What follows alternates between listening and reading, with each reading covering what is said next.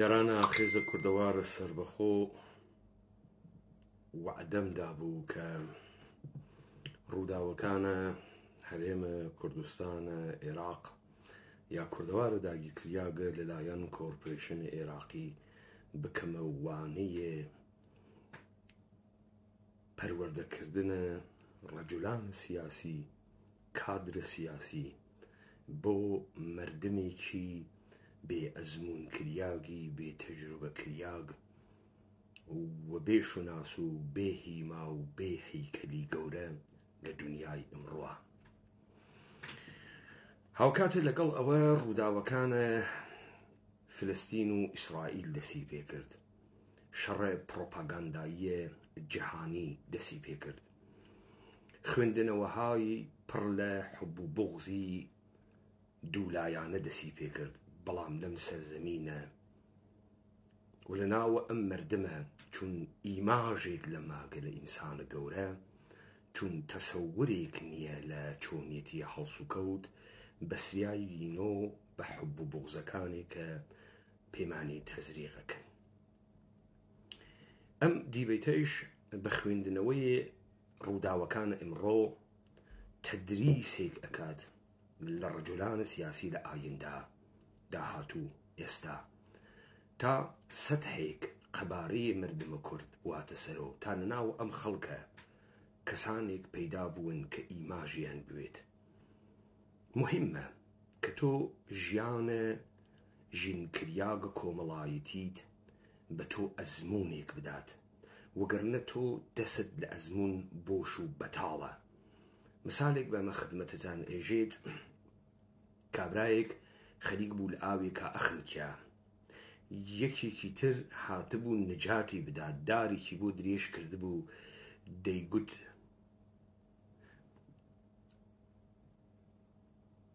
دەستت بدە بە من. و ئەو کابرا هەر خەریک بوو ئەخنکا و دەستی نەئەدا بە دەستی کابراوە و خۆی لە گێژاوەکە دەرنەیەهاورد تا کابرا خنکا. بوو بە جێگەی سەرسوورمانە ئەم ئینسانە کە ئەم کابرا بۆ لە حاڵە خنکانا بوو، وەختی ئەم دەسی درێژ ئەکرد و داری بۆ درێژە کرد و ئەیوت دەسە بە بەدەسە من، کابرا دەسی نەئەگرت. کەسێکی تێگەیشتوو لەلای بووتی لەبەر خاتری ئەوەی ئەو ئینسانە لە هەموو تەمەنیا دائیمەن وەری گرتووە نەیداوە، دەبوایە بدوتایە دەسە من بگرە.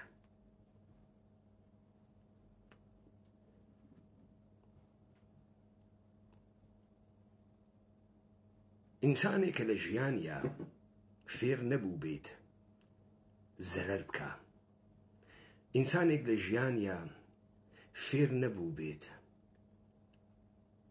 لە دەست بدات، وەختی یەکەم جار ئەکەوێتە سنوورێ لە دەستدان تەپی لێ ئەشێوێت. چون هیچ تەسەورێکی لە چۆنیەتی ڕووبەڕووبوونەوەتە کە ئەمانیە هەر بەم دەسە. وەختی تۆ دەستگاهێکی دەسەڵاتی گشتی نییە و تەعاملاتە گەورە لەگەڵ دنیا ناکەی و لەگەڵ دوژمنانە جۆرا و جۆرا سەرروکە لە نادەی و تەمامە ژیانە تۆ بووگە بە ژیانە کۆمەڵایەتی خۆت و ڕوتینە خۆت لە ناوە قەوم و خوێشتا و لە ناوە دەر و دوکان و بازارتا، تەمامە دەرک و دەریافتە تۆ لە خۆت، قەبارەی خۆت و ئەندازەی خۆت، بە ئەندازەی ماشین فرۆشێک، بە ئەندازەی بەقاڵێک و بە ئەندازەی دکتۆرێکە. سەدحە ئەمە و بازنەی ئەمە گەورەتر بوێت تۆ تەپە لێشێوێت، نازانی چی بکەی. هەروە ئەو کەرەستانەی کە بۆ ژیانت پێویستە لە حەدی ئەو شەخسیەتە کۆمەڵایەتیەسە کە هەست نەگەورەتر، ئەخلاقیاتت، چۆنیەتی ڕوانینت، خاس و خراوکردنت گشتی وا لە پشتە ئەوە. هەر بۆیە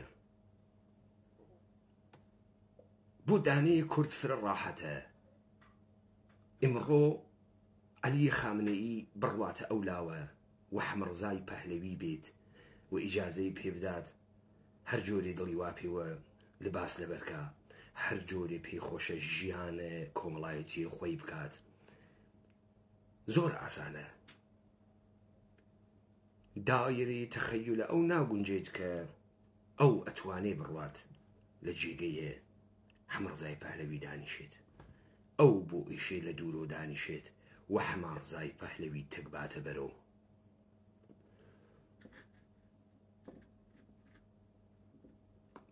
فرێک لە ئێمەمانان دوای ئەوەی کە لە حاڵەتە قەدیمە خۆمان ئەترازین وەک گەورەمان نامێنێت و دەسەڵاتە پێشووترمان نامێنێت ئەکەوینە ناوی شار و هیچ تەسەورێکمان لە دەسەڵات نییە.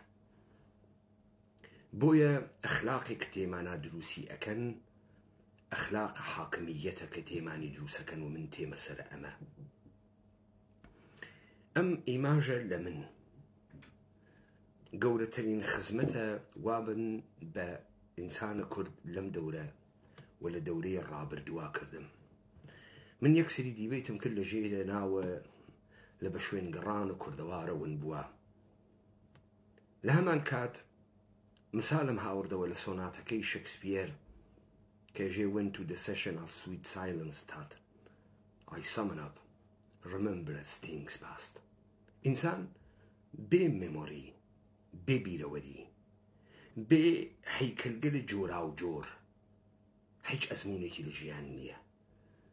بۆ خوێندنەوەی ڕۆمان مهمە، لەبەرەوەی ڕۆمان ئەتوانێت دەیان کارکتەری جۆرا و جۆری کۆمەڵایەتی لە ڕووبەڕووبوونەوەی دەیان کێشەی ئینسانی و کۆمەڵایەتی و چۆنیتی ڕووبەڕووبوونەوەیان فێرە تۆ بکات کە ئیمکانی هەز بەو پێگەیی کە هەتە، بەو جێگەیی کە تێیا دانیشتووی، بەو کۆمەڵە پەیوەندی کە هەتە قەت نەپێی بگەی، نەتێی بگەی و نەحاڵیت بێت.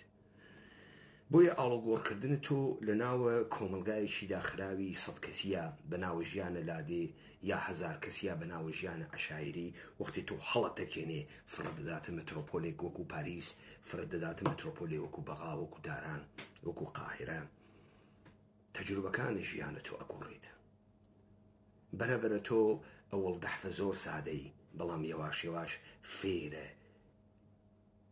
چۆنیەتی مانەوە لە ناو ئەو شارانە ئەوی ئەگەر قوتە نەکەن، ئەگەر نەهاڕن، ئەگەر نابودە نەکەن. کەواتە خزمەتێکی گەورە کە من کردگمە ئەمەسە ئەگەر کورد ئمڕۆ خۆی بەوە گرتگە کۆڵبەر بێت، خۆی بەوە گرتگە ڕۆژنامە نووس بێت، خۆی بەوە گرتگە لە پەراوێزی حەزارەت و ژیار و تەمەدونی ئێرانی بێت، من بەرزمەوە کردگە سۆ. 50 ساڵی تر ئەم تەسویر و ئەم دەنگە منە، دانەیە کورد، دانەیە کوردە هاڕیاک بەدەستی بخوات و بیری تێتۆ کە باوایەکیان بوو بچووک نەبوو، باوایەکیان بوو لە سەتح جەهان بەحسیە کرد. نە ئەوت دەست بگرم لە کڵاوەکەی خۆت بابانەی وات، نە ئەوت جێگە و پێگە خاسە. فرێک لە مردمە ئێمە ئەمڕۆ بەچکە کارگەرن، بەچکە کارمەندن، لە ژیانە کارمەندی خۆیانە ئەو پڕتر ناڕۆن، بەچکە مەعاشخوەرن، لە ژیانە بەچکە مەعاشخوەری ئەو پڕتر ناڕوە. تەواو دنیای ئەو هۆدەیەکە، ماڵێکە، قاتێکە، ئاپارتمانێکە، تەمامە دنیای ئەو ماشینێکە، مۆبایلێکە، شوویەکە یا ژنێکە. لەمە زیاتری پێبەن فڕایەدا نەتەوانە ئیدارەکردنی هەست، نە بۆی مهمە. بۆیە بۆ ئەو مهمە لەکوێ ماشینێکی دەزەکەفێ، لەکوێ ئەتوانێ مترێ جێگە بسێنێت، لەکوێ ئەتوانێت تۆزێ دۆلاری دەستکەفێت و ئەو حەدە ئەقەلە کە بۆ ئەو حەدە ئەکسەرە جێبەجێ ئەکرێت. نەبوونە تەجروبەیە ژیان، بێ تەجروبە بوون و نەبوونە هەیکەلگەلە جۆرا و جۆر تۆ بچووک و ئەکاتۆ. قازی محەممەدە شکست خواردگ تەسلیمە ئەرتەشە ئێران بووک لە کزۆڵی و بێدەسەڵاتیە خۆوە دەسۆداگ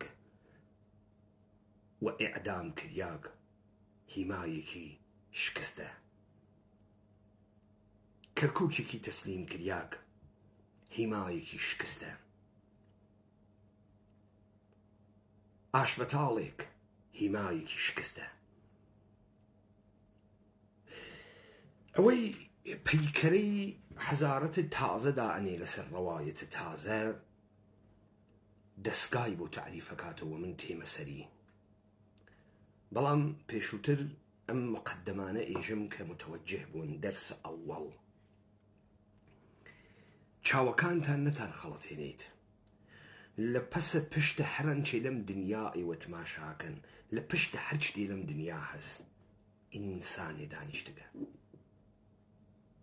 ئەگەر ئەنوارنە گەورەترین بورجە تاریخ، ئەگەر ئەنوارنە بەرزترین بینای جەهان بورجە خەلیفە، درێژی و بەرزیە ئەم بورجە نەدانگرێت. ئینسانێک فەرمانی داگە، ئینسانگەلێک بۆی بە نەزم کریاگن، ئینسانگەلێک دروستیان کردگە. وەحمە ئەو تەسویرە نەتانگرێت. لەگەڵ هەر شتێکا لەم دنیا ڕوبەڕوو ئەوونەوە کە ڕەبتی بە حیاتە کۆمەڵایەتی ئینسان هەست، ژیانە ئینسانی هەست، ئینسانێ وا لە پشتیە. دەبابەی ئەبرامز ئەوێنی، تەنکە ئەبرامز ئەوێنی، ناوگانە هەواپەیمابەری ئەوێنیت، چەکن نەوەوی ئەوێنیت، ئینسانێ وا لە پشتیە. لە ئاخرۆ ئینسانێکە بڕیار ئەدا و قامکەی بەرزۆکات و بینێ بەقەی دوگمەیەکە بیتەقێنێ یا نەیتەقێنێ. بەڵام ئێمەمانان تەسویر ئەمان خەڵەتێنێت. ئەگەر ئەمە فێر بووین کە دەوڵەتە ئێرانی وەختی ناوی ئەوەین سەرمان لێ ئەشێوێت، مجموعەی مؤسساتن کە بڕێک لەش لە ناوە پۆزیشن گەلە ئیداریە دانریاگن، ناویان ئەسقەرە، ئەحمەدە، قاسمە، عەلیە، منوچەرە، ئەمانە بەشەرن. ئەو کورسیە کە بەسەری و دانیشتگن نەتان خەڵەتێنێ. ئەسقەر و عەلی و ئەوانە هەمان مشکلیان هەست کە تۆ هەست، ئەوانیش تەنیاییان هەست، ئەوانیش ئێش و دەردیان هەست، ئەوانیش خۆشی و ناخۆشیان هەست، ئەوانیش لێیان تێکەچێت. ئینسانن وەکو تۆ. بەڵام ئەو قەڵەمێ وا بەدەسیوە ئەتوانێ ئیمزا بکات، ئەتوانێ ئیمزایەک بکات کەرەستەیە بە حەرەکەت بێت، ئەتوانێ ئیمزایە نەکات ئەو کەرەستە حەرەکەت نەکات. لە پشتە هەر لەشکرێکە فەرمانێک دانراوە، ئەو فەرمانە ئینسانێک سادریەکات کە ناوی سەرۆکی ئەرکانی ئەرتەش یا فەرماندەی ئەرتەشە. ئەرتەشێک دروست نابێت مەگەڵ کۆمەڵێک ئیمکانیات لە پشتی بێت.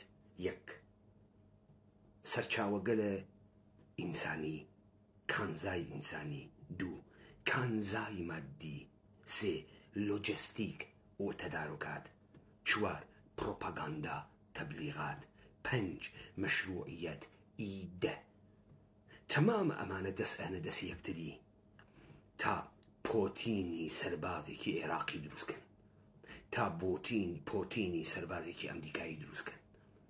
ئەو ئەرتەشە کۆمەڵێک تەمهیدات وا لە پشتیا کە ئێستا تەعەیون پێیاکە لە بەردەمەتەوە. ئەگەر تۆ استراتیژیک بنواڕیت و ئەگەر تۆ فەرماندە بیت، تەمامە تەلاشە تۆ ئەمەسە ئەم ئەرتەشە ئەو جۆرە حەرەکەت نەکا و کارایی نەوێت کە ئێشێ بیوێت. عەرەبەکان پندێکی پێشینیانیان هەسێژن سەرکەوتن بە زیادی لەشی مردک بەدەست نایێت، سەرکەوتن بە زیادەی ئینسانە تۆقاوەکان بەدەستێت، سەرکەوتن بە زیادی لەشە ئینسانە مردووەکان بەدەست نایێت، بە زیادی ئینسانە تۆقاوەکان بەدەستێت. ئێمەی کوردە قەومی ئیتنیکی لەشێکمان لێ ناکوژرێت، حساویکەی 500,000 نەفەرمان لێ نەمردگە، وەلێ 50 ملیۆنمان تۆقیگە. تۆقینی 50 ملیۆن نەفەر کوردە قەومی ئیتنیکی کریاک يعني سلطەی تام و تەمامە دەوڵەتە ئێران، سلطەی تام و تەمامە دەوڵەتە عێراق، سلطەی تام و تەمامە دەوڵەتە تورکیە، سلطەی تام و تەمامە دەوڵەتە سووریە.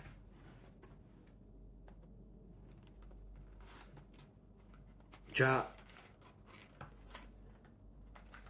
خاتو جەهان ئارای پاوەی من دیبێتێکم کرێژێ ئیراودەم کردن دڵبەر ئەرتۆبەی پایەندازت کەم مەی و نەی و بەی. ئیراودەم کردن دڵبەر ئەرتۆبەی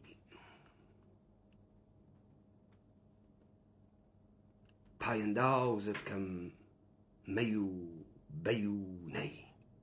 شعر ژنێکە. کارکرد ئەمە لە ئیرادەس، لە پشتە ئیرادە ئەوەی کە من ئیرادە ئەەکەم مەی و بەی و نەی، یعنی مۆسیقا و شادی، سەرخۆشی و مەستی، لەشە ژنانە بەبەی بخەمە بەردەسە پیاگێک. کۆمەڵێک شتێک ئەو ئیرادەمە منەدا، ئەوەی کە من لە چی حەزەکەم، لە چی بێزەکەم، لە چی حەزەکەم و لە چی بێزەکەم، ئیرادە لە منە دروستەکە. ئەوەی کە من هەڵەسم کارێگەکەم لە ناو مێشکە منە بڕێچت خاسە و بڕێچت خراوە. ئەوەی توانی لە ناوە مێشکەتوە خاس و خراوەکان بگۆڕێت، ئیرادەی تۆ ئەگۆڕێت. دەسەڵات چییە؟ دەسەڵات سەپەندن ئیرادەی خۆ بەسەر ئیرادەی ئەوی ترە.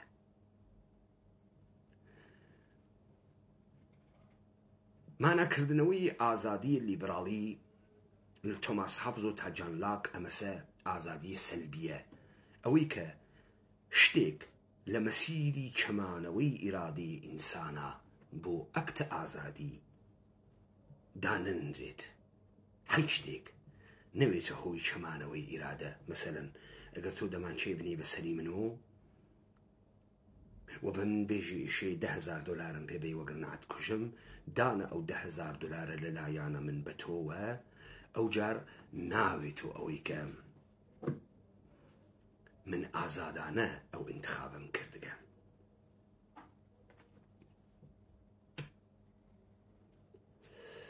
بۆیە من شتێ ئیرادەمی چەماندەگەسۆ کە ژیانم تەهدید ئەکا. تۆ ناتوانانی بڕۆی بێژی وەڵا من ڕئیسە حکوومەتە هەرێمە کوردستان بووم، نوری ئەلمالکی هات بە منی وت $100 ملیۆن بگرە بێ مۆرە دەوڵەتە عێراقمان بۆ بکە، خواوەکیڵ $100 ملیۆن پوڵە فرەیەکە، من ئەرادەم چەمیاوە، کەواتە من لەوێ خۆم بڕیارم نەداگە ئازاد نەبووگم، بەڵکو $100 ملیارد ئیرادەی من چەماندۆ. کابرایش غەڵەتە کرد.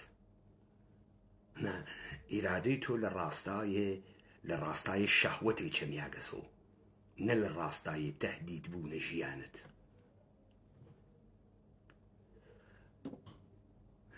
کە من ئێستا وتم ئیرادە لە تۆ ئەکت دروست ئەکا، بەڵام وتم لە پشتە ئیرادە خاس و خراو دانریاگە. وتم دەسەڵات سەپاندنە ئیرادەس. وتم ئێستا کە تۆ گەرەکتە ئیرادەی کەسێ بگۆڕیت، تەنیا ڕێگەی ئەوە نییە دەمانچە بنی بەسەریوە، ڕێگەیەکی تریشی هەست، خاس و خراوەکانی بگۆڕە، ئیرادەکەی ئەگۆڕیت. خاس و خراوەکانی بگۆڕە، ئەو جۆرە ڕەفتارەکە تۆ گەرەکتەی تر پێویست ناکە دەمانچە بخەی بەناو سەریەوە. ئەگەر لەمانە تێ ئەگەین، ئەگەر زانیمان ئێمە ڕوبەڕووی ئیرادە ئەوینۆ، ئێمە لەگەڵ ئینسانەکانە ڕوبەڕووین، تەسویرەکان نامان خەڵەتێنێ، ئەو جارتینە سەرم مێتۆدگە لە ئەوەی کە تۆ چۆن ئیرادەی ئینسانێک وادارە بە تەسلیم بوونەکەی.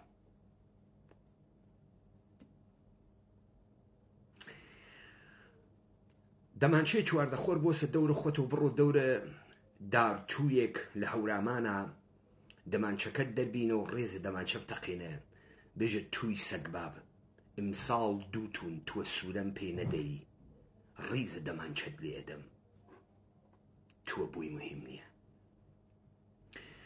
مانگایە بێرە لەو دەشتە هەولێرە،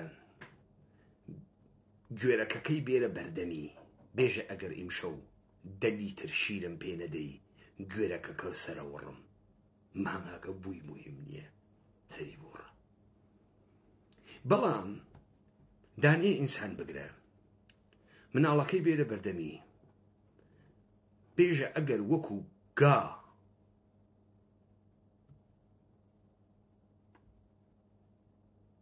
نەباڕێنی وەکو سەگ نەحەپێنی وەکو سەگ پێڵاوەکانم تا تۆ قسەرم نەدەسی تۆ قامکێکی مناڵەکەت ئەوڕم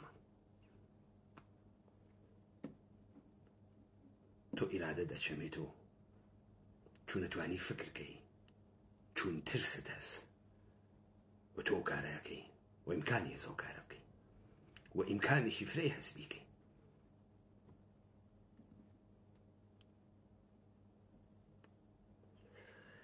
ئەگەر تاگرا حاڵیمان بوو ئێستا ئەزانیت دەوڵەتی ئێرانی پێویستی نەیەکرد حەشت و شعبی بەهەنێرێت بۆ ئەقلیمە کوردستان لە پشتە ڕیفراندۆمە کەزاییەکە. کۆمەڵێک خەڵک لە ئەقلیمە کوردستانە نفوزیان کردووە ناو مردم ئەیانوت ئەگەر ڕیفراندۆم کەین کەسمان لەگەڵ نییە ئاو تەماتەمان بۆ نایت. ئێران سنوورەکانی داخە براڕۆ لە برسا ئەمرین. نازانم ئەقلیمە کوردستان چەند هەزار کیلومترە چوارجێ یا مربعە، بەڵام کەرتەقەزە 360 کیلومتر مربعە، محافزەی کرماشان 25,000 کیلومترە چوارجێز، کەرتەقەزە 360 کیلومترە 360. لە وشکاییە سنووری تەکە ئیسرائیلا هەست گەمارۆ دریاگە و دیواری بۆ کێشریاگە و تەنک و تۆپ و مسەلسەلی بۆ دانریاگە لەگەڵ درۆن و F-35 یەک پشتیشی دەریاس لە دەریایش هێزی دەریاییە ئیسرائیل ئەمریکا بریتانیا وێزیاگە. کەرتەقەزە وەکو لەپە دەست وەکو سەواحڵە کنارە دەریا ساف، کشت و کاڵیشیان گەنمە و زەیتونە و ئەم جۆرە شتانەیەوە لە خاوەرمیان هەست. داخم بۆ خەڵکە قەزە نەیوت براڕۆ ئەمرین لە برسا.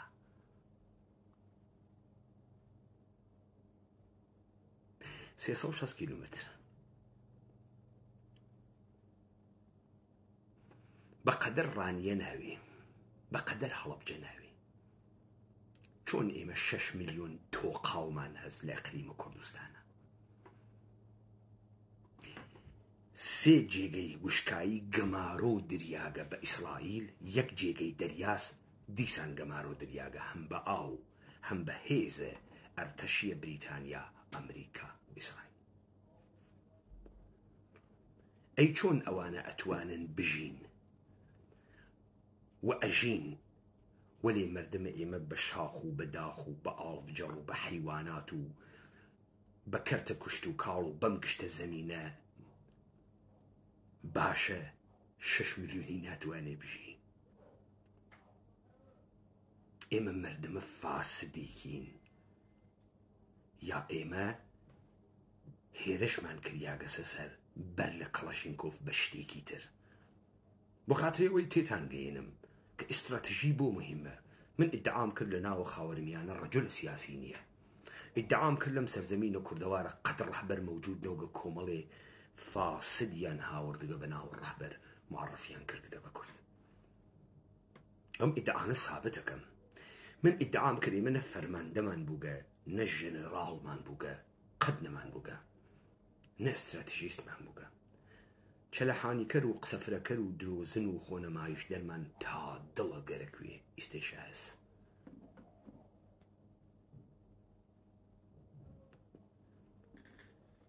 ئەوانەی کە وانە کەرتە ڕووناک بیدیا بە قەوڵە خۆیان مێژووی یۆنان ئەزانن. ئەوانەیشتان حەز بە سینەما و فیلمە عەسابە ئەکەن حتمن فیلمە ترۆیتان دیگە. ترۆی سەرزەمینێکە کە بە باڕ و دیوارێکی گەورە حیفاظەتی لێ ئەکرێت. ئێوە بیستتانێتە قڵای هەورێر و قڵای فڵان و بیستتانە کە ئەم جەمعیەتانە لە ناوە قەڵایەکە ژیانیان کردگە کە دەوروبەریان دیوار و گەلەبەرەوەی دوژمن نەتوانێ بێتە ژوورۆ. بە درێژایی مێژوو بۆ خاتری گوزەرکردن لەم قەڵا بڕێک ئستراتیژی نظامی دانریاگە. مەسەڵەن تۆ لە فیلمە کینگدەم ئۆف هێڤن پادشاهیە بەهەشت کە لەسەر چیرۆکە سەلاحەدینە ئەیوبی دانریاگە گەماڕۆیە ئورشەلیم کە ئەوێنیت کە سەلاحەدینەیدا منجەنی قیاس ئەوەی کە بەردە گەورە فڕادا تا بان لە دیوارەکە بیشکێنێت. یا تۆ لە ناو ئەمانە دیکتە کە دارە گەورەیەگەوەن ئەدەن لە دەرگای دیوارەکە بڕۆنە ژوورۆ و تۆ ئەوێنی لەسەر و کاورا قیرەکا بەسەریانە نەفتەکا بەسەریانە ئاگریان ئەدا بە تیرروکەوان لیان ئەدا. یەکێک لە ڕێگەی گرتن ئەم شارانە گەمارۆدان بەستنی ڕێگای هاتوچۆ محاسرەکردنیان تا لە برسا وادارە بە تەسلیم بوونیان بکات. وەکو کارێک کە ئیسرائیل کردی لە کەرتە قەزە ئاوی داخست، کارەبای داخست، ڕێگەی هاتوچۆی داخست، هاوردە و بردەی داخست تا گەمارۆیان بە. بەڵام ئەمە مەعموولەن یەکجار هەزینەیەکی زۆری بوو، بەهای زۆری بوو. مانگها دەبوایە توولی کێشایە، سەربازێکی زۆرە لە دەسەدا، پوورێکی زۆرە لە دەسەدا، تااقەت و تەحملێکی زۆری گەرەک بوو. بۆیە بیریان لە نەقشبێرە تر کردو. هەر لەم ماجرای ترۆیە کە سپارتا حملە ئەکا بۆیان یەک داستان مەوجودە. لە پشتە دیوارەکانە ترۆی ئینسان نوێسیاگە، پادشاه و کاهن و مردم و خەڵکە برسی و خەڵکە ژیر و خەڵکە ئەحمەق و خەڵکە خورافی دوژمنە بناسە کێ لە پشتەم دیوارە ویسیاگە. ترسەکانی خەوفەکانی لە خۆبایی بوونەکانی کولتوری بناسە. کابرای عەرەب لە ناوە کاخە سفیدا دەرمەوردە مزاکراتە ئاشتیە سۆڵحە فلستین و ئیسرائیل قسەیە کرد. ئەیوت تەفاوتە فەرهەنگیە غەرب تەکە جەهانە عەرەبا فرەفرەس. تۆ بۆ دیپلۆماسیکردن زوانت گەرەکە، زوان ئشرافێکی کاملی بەسەر فەرهەنگ و بەسەر زوان گەرەکە تا بتوانی تەئسیر لە بەرامبەرەدا بنی. بۆ ئێمە بۆ ئینگلیسیەکان فیوچرە داهاتووە، بۆ عەرەب داهاتوو نییە. بۆ عەرەب داهاتوو زەمانی ممکن ئەبێت کە تۆ ڕابردوو چاکەیتەوە. تۆ ناتوانانی بڵێ هەمووی سفر کەرەوە لاپەڕەیەکی تازە کەرەوە. ئەمە لە زمانە عەرەبا معنای نییە. لە زمانە عەرەب داهاتوو یعنی تۆ ڕابردوو پاکۆەکەی تۆ چاکیەکەی تۆ ئێستا هەنگاودا ئەنی بەرەو داهاتوو. بەڵام لە زوانی ئینگلیسی یعنی هەرچیە بوو گەتایسە دایخە فەرامۆشی کە لە ئێستاوە لاپەڕێکی ترکەینەوە. بشێ کولتورە و مردمە وا لەگەڵ یا دەرکەوتگی بناسی. بۆیە سپارتیەکان وەختی زانیان بە هەبوون هەرکولیش ناتوانن دیوارەکانە ترۆی خەن، هاتن بیان خەڵەتێنن، چون ئینسان وا لە پشت دیوارەکانە ناوێ دیوار بتخەڵەتێنێ. هاتن هەیکەلە ئەسپێکیان دانیا لە کەشتیە شکیاوەکانیان لە تەنیشتە ساحلە و کەشتیەکانیان جێبەجێ کرد یعنی دەرچووگن شەوانە. تۆ مێژە خۆیان حەشار داگە دەرنەچووگن.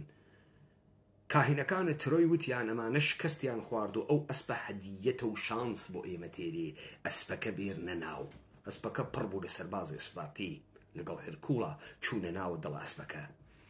ئەسپەکەیان بە سڵاو سڵاوات هاوردە ناوە دەروازەکانە ترۆی کردیانەوە بردیانە ناو شارە ترۆی دەروازیان داخست. شەو کە هەڵیانەوە ئەخستەوە لە خۆشیە مەستیان کردبوو لە ئەسپەکە هاتنە خوار و دەروازەی شاریان کردو و سپا هاتە ژوورۆ.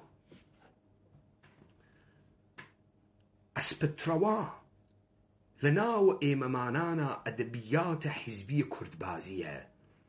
ئەوەی وا ئەیوت کەسمان لە پشت نییە لەم دنیا، ئەوە ئەسپترەواس. ئەوەی وا ئەیوت ئەمرین لە برسیانە وای کوڕ و کەنیشکەکانە کورد، ئەوە ئەسپترەواس. هیچ وەستانەوەیەک لە بەرامبەر کووردا لە بەرامبەر دژمنانی کورد سەنگەری لە هیچکویانیە کورد لە مێشکیوە تەسخیر کریاگە و لەشی داگە بە تەعەدا و تەجاوز سەنگەری نەگەرەکە دیوارەکان و هیچ دیواری لەم دنیا بەرناگرێ بە فەتح کورد نەیگەرەکە وەختی تۆ شاسوار عەبدولواحد و فەرهاد سەنگاوی و مەسعود بارزانی و حەمەی حاجی مەحموو و خانەوادەی تاڵەبانی و خانەوادەی بارزانی و کۆمەڵە و دموکرات و پەکەکەت هەست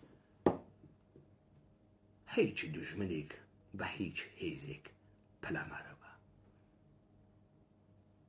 دژمن حرەکەتی نەکردگە تۆ تەسلیمە دژمن بووبی دژمن حرەکەتی نەکردگە تۆ شکستت خوارد بێ هیچ تاقیکردنەوەیەک تۆ شکستت خواردگە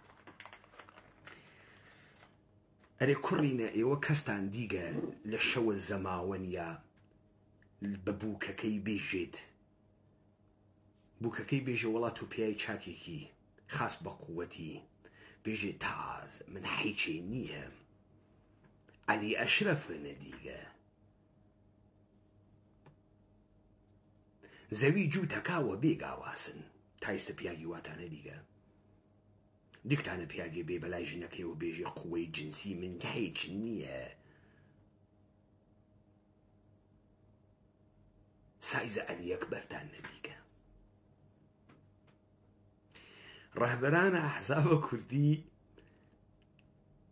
ئەگەر ئەم تەشبیهە بخوات لە لای هاوسەرەکانیان ئێژن کورە من حەچی نییەم تو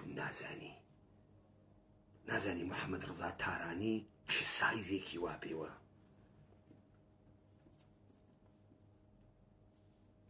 لەکوێی دنیا دیکتانە کاورە دەم لە پیاگی بە خۆی ژنەکەی خۆی بکاتە لەش فرۆش و ئەدەبیاتە ئەوامانە ئێژن کاورای ژن جندەکونە ڕابەران ئەم حیزبانە نەک مردم و کوردە قارەمانیان دروست نەکرد مردم و کوردە تەسلیم پەزیرە تەنوە تەجاوزیان دروست کرد کورد نەهێزە ئەوانە هێزە هەر کەسێکەوە قووەی جنسی هەز و ئەتوانێت تەجاوزکە مقاومەتی تیانیە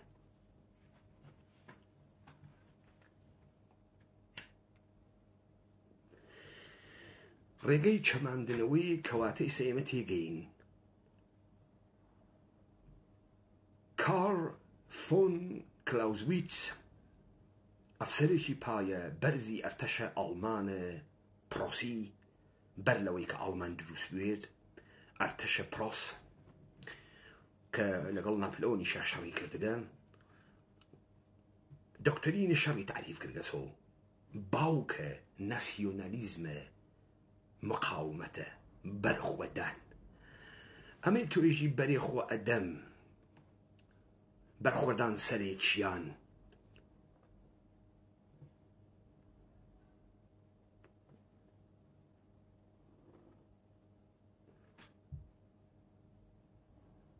بەرخۆدان ژیانە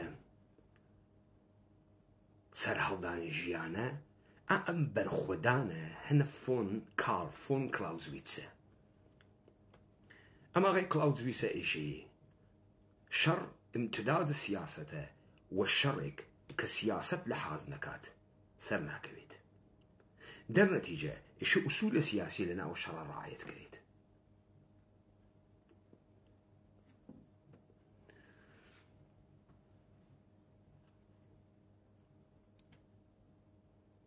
تۆ سپا بۆ دروستەکەی لەبەر ئەوەی کە کەسێک ئیرادەی قبوڵ نەکردنە تۆی نەوێت بۆ ئەی لە سپا نەمایەندەیە ئیرادەیە بەرامبەر تۆس کە نەیگەرەکە ئیرادەی تۆ قبوڵکە تۆ کلێ ئەدەی ئەیشکێنی بە زۆر ئەشکێت و ئیرادەی تۆ قبوڵەخە تۆ شکستە خۆی ئەی ئەگەر ئەم سپا نەدا لەمە بەڵام ئەم قسەی تۆ بەسەر ئەوانە زاڵ بوێکی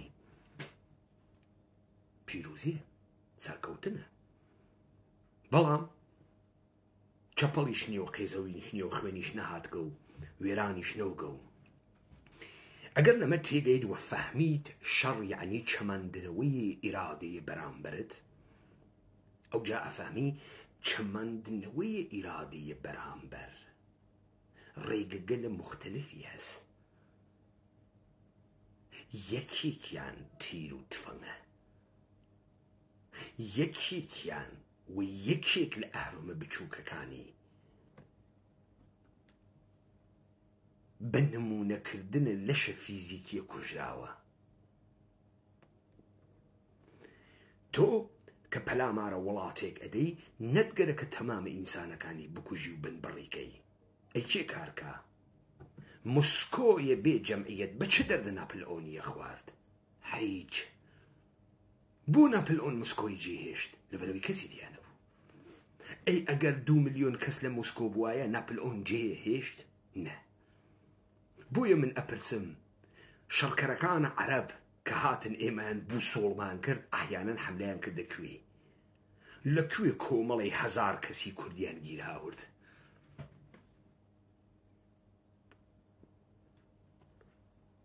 کامە شاریان گرت؟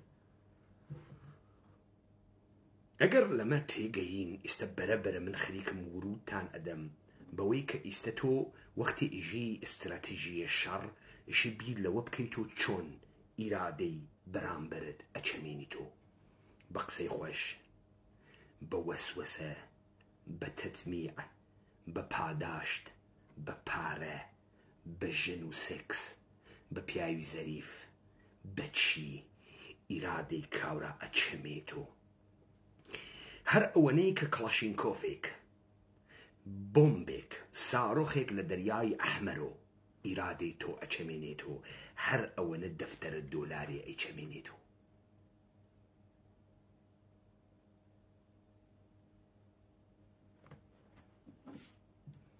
هەتکیان کەرەستەن، ساحێب کەرەستە ئەتوانێت لە ڕێگەیەکا ورود کاتە ناو تۆ، یا بۆ ترسێنی،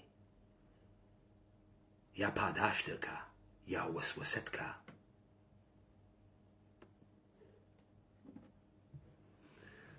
ئەگەر لەمانە تێگەین ئەو جانیشی بزانین ئەی ئەگەر تۆ وەسوەسە نەبووی، ئەقلیشە بوو، چ ڕێگە گەلێکی تر ئێشێ بگرێتە بەرەو تا بتوانێ ئیرادەت بچەمێنێتەوە. ئاخرین قۆناغ چەمەندنەوەی ئێرادەیە ئینسان وەحشەت، ئەوەی کە عەرەب پێژی ڕۆعب، ئەوەی کە بە زمان حقوق بین الملل پێی ئێژن تێرۆرە. تۆقاندن، بتۆقێنی. لە دادگاکانە هەڵەبجە سابتم کرد نظامە سڵتەی جیهانی ئێران و عێراق و ئەحزاب گەرەکیان و کورد و مردم سەرزەمینە ئێمە بتۆقێنن، بیتۆقێنن. کوشتنە 5000 نەفەر، 2000 نەفەر لە هەڵەبجە کورد بن بڕناکە. سەدەمەی ڕۆحی ڕەوانیە کە لە تۆقاندن دروست ئەوێت کورد حتا هەتایە نابوو دەکات. ئەمڕۆ پوڵە خوێن خۆرەکانە مۆنومنتە هەڵەبجە بێ ئێرادەتەرین، بێ پرینسیبترین، تۆقاوترین مەوجودە سەرگووی زەمینن.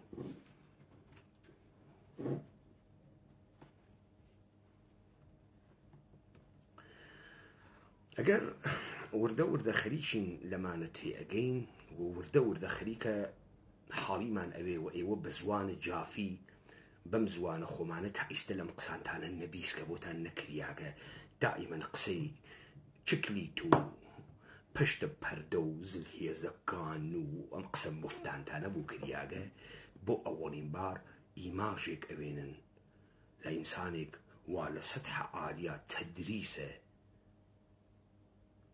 یاساکانە دەسەڵات، تەدریسە یاساکانە شەڕەکە. تا تۆ شەڕ وەکو شەڕە دوو گەماڵ لە ئاواگیە کە تا نەوێنی، شەڕە دوو بنە ماڵە و کوشتنە دوو جنازە نەوێنیت. شەڕ ئەبعاد گەورەی هەست، بازی گەرگەلە گەورەی هەست، کەرەستەی جۆرا و جۆری هەست و نگاهە جۆرا و جۆری هەست. ئەوەی کە ئیرادەی تۆ ئەچەمێنێت تۆ خاس و خرا و تەشخیص نادەی بەشێ لە شەڕە.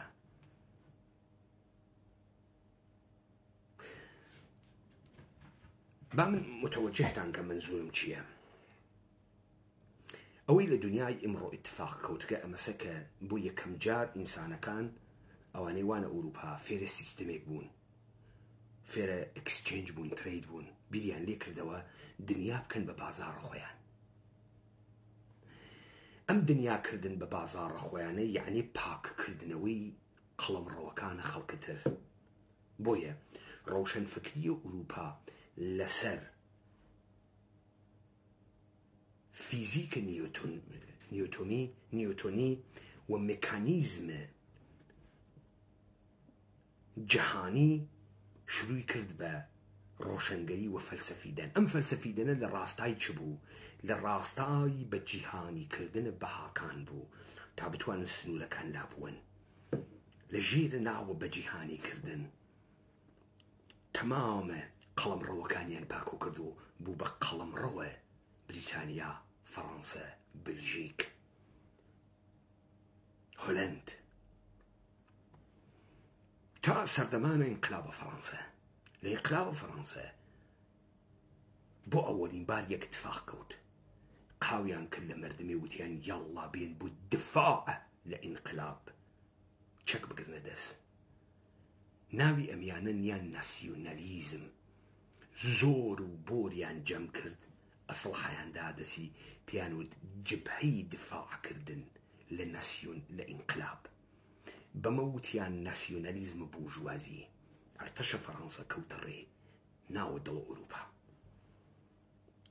سەربازەکانە ناپلئۆن کە گەینە ئیمپراتۆریە پرۆس یەک و دوو جار شکیا کۆمەڵی ئەڵمانی لە ناو ئوروپا نە لە ئەفریقا. دەبوایە خۆیان لەم کولتورە جیهانیە تێکەڵ نەکردایە، بەڵکو بەشیان بگرتایە. ئێستا ئێشێ دیسکۆرس بگۆڕێت و ئەو نەزمە کە بەرە خەریکە دروست ئەوێت ئێستا یەک ئەدەبیاتی هەست، جیهانیکردنی بەهاگە لە جیهانی. لە ژێرە ناوە ئینقلاب ئەمریکا، لە ژێرە ناوە ئینقلاب فەڕەنسا ئازاد بوو هێزە توودە. ئەمە پێژن ناسیۆنالیزمە توودەی ناگەهان عیدێ ئاڵمانی لە ژێرە ناو سەرزەمینە مقەدەسە ئاڵمانە چوونە قەوارەی بچووکتر جزئێک بە ناوە ئاڵمان و شروعیان کرد بە تێئۆریزەکردنە ئاڵمانی. بەمە ئێژن ناسیۆنالیزمە مقاومەت. ئەوە سەر کە توێژی بەرخۆدانژی یانە هەی سەر هەڵدانجی ئەزێ بەریە خوا دەدەم حەزی پێکەی مقاومەت. ئەدەبیاتە مقاومەت کڵاوە گەورەیە کەندرێتە سەرەتەوە. پس جەهان ئەوێتە دوو بەش، ناسیۆنالیزمە هێرشکەر، مەسەڵەن ئەم گشتە کۆمەڵە حیزبیەتیە هەڵدریاگە بۆشە بەتاڵە لە ژێنە ناو ناسیۆنالیزمە کوردیا دیگەیشە. ناسیۆنالیزمە کورد هێرشکەر نییە، بەرەنگاری کەرە. ئەمە لە پشتە تەوجیهە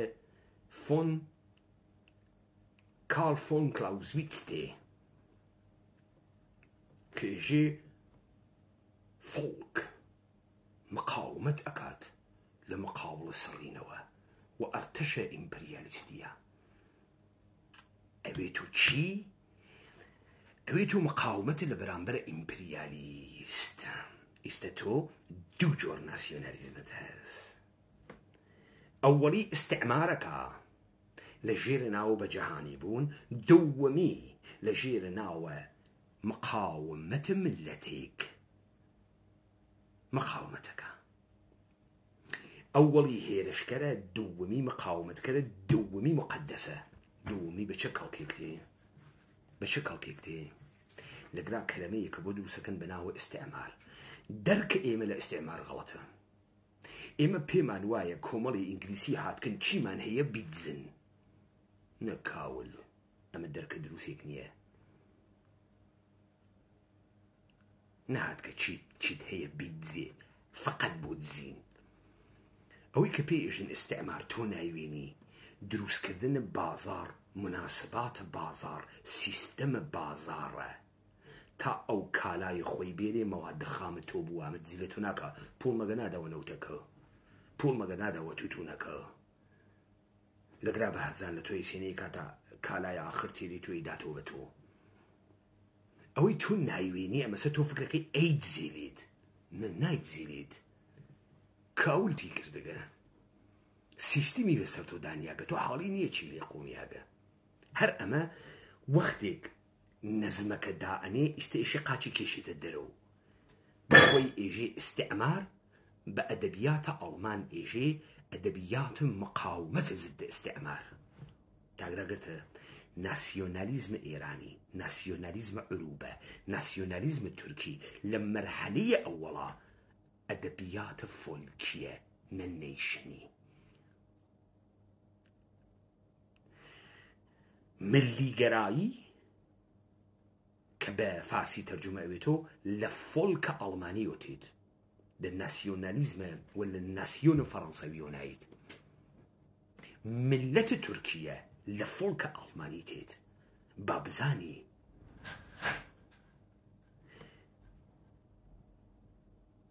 انقلاب شاه و مردمە ئێران یعنی یەک کاسەکردنە شاه لەگەڵە مردمە ئیدعای ئەمەسە کە بەدەن و هەیکەلە ملەتە ئێران یەک هەیکەلە و ئەم جامعە تەبەقاتی تیانیە بەڵکو کەشاوەرزە کەشاوەرز ڕەبتی بە زەمینە زەمین مستاقە سەرزەمینە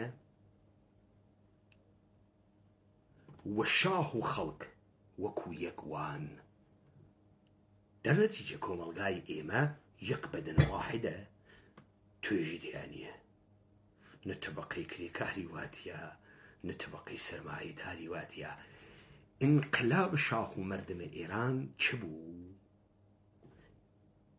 ملت مردمە ببەخشن ملت شاه ملەتە ئەم قسانە حەمەرزای پەهلەوی لە کۆنگرس ئەمریکا ئەگەر اشتباه 1970 کردگیسی و ئێژێت ملەتە ئێران ئەرزشەکانی بەهاکانی و لایف ستایلی وەکو ئەرزشەکان و بەهاکانە ملەتە ئەمریکاس شاه لەگلا گەرەکیسی ئێرانیە بە ئەرزشە ئەمریکایی دروسی کرد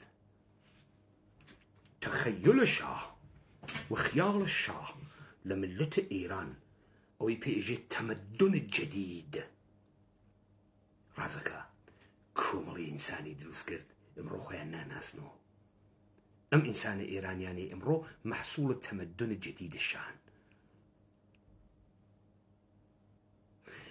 تما سر أم تمدن الجديد أزانم كومري ديتا فردية أو نفرز سەرەکەی بۆ بنەکەی بۆ ئێوە وەسڵ ناوێتەوە تۆ لەگدا خەڵەتیایی تالی و دواتە ئەورید بۆ بێرن بێژن ملەتە ئێران بۆ شەڕە تەکە ئستعمارە ناسیۆنالیزم مقاومەت بەکارەوە بەڵام ملەتە ئێران بۆ دروستکردنە پەیکەرە ملەتە ئێران ناسیۆنالیزمە تەهاجمی بەکارەوات هەرتکیان تەرفیقەکە دەرونی بیرو ئەوەڵی بۆ دەرکردن ئستعمار مقاومەتیە ملەتە قەهرەمان و ملەتە خاص و فرە قەشنگە و ملی گەراوی و منافع ملیە ئێران و زاتیان نێبێژن ناسیۆنالیزم چون ناسیۆنالیزم قێزەونە بەرژەوەندیە ملەتە ئێران و ئێران دەبێ گەورەتر بکەین و لە جاران و ئەمە هەمان ئەدەبیاتە فەشیستیە پس دەرکە غەڵەتە لە ئستعمار ئێمە ئەخاتە ناو بازیەک دەسە شاراوەکانە پشت دانیانە سیستم ناوێنین پێمان وایە مشتێ فاسد بە ناوە ڕۆشنفکر ئێرانی تورکی لە ناو دڵیانە قوڵەی دڵیان هاتکە بۆ تورکیە و بۆ ئێران هاتکن ملەتە قەشەنگە ئێران دروستکەن ملەتی زیبای تورکیە دروستکەن خواڵی ناگرێت و ئیتر تۆزێ تنچووگن پانیکەرە و جەمیکەرە و پانیکەرە و جەمیکەرە و ئەوڵ دەفە قەڵم ڕۆزودایی یەکەن تا بازاڕدا ئەنێن بازاڕدا ئەنێن کارمەندی بۆ دروست ئەکەن لەسەری دای ئەنێن ئیستە ئیشی ئەم بازاڕە حیفز بوێت تیک تیک تیک تیک وەکو چرخدەندەی ساعەت ئۆتۆماتیک کارکە چۆنم کارەکەی کاورا کەرەکەی بە چی کەریەکەی ژی هەنی خۆتە بیپارێزە بمبارزات ضد استعماري كيمق ما نكينو أروين الدار يجي ولا أخوها لنابي تفرق على ماني شركتك بانا جدا ولا غاندي لم هندهاتو يتد بريطانيا شكستي خوار كان أخوات أي لدواي جمع جهاني دو متعيسة صولات زياتر دروس بوغا غانديان بو نيان بو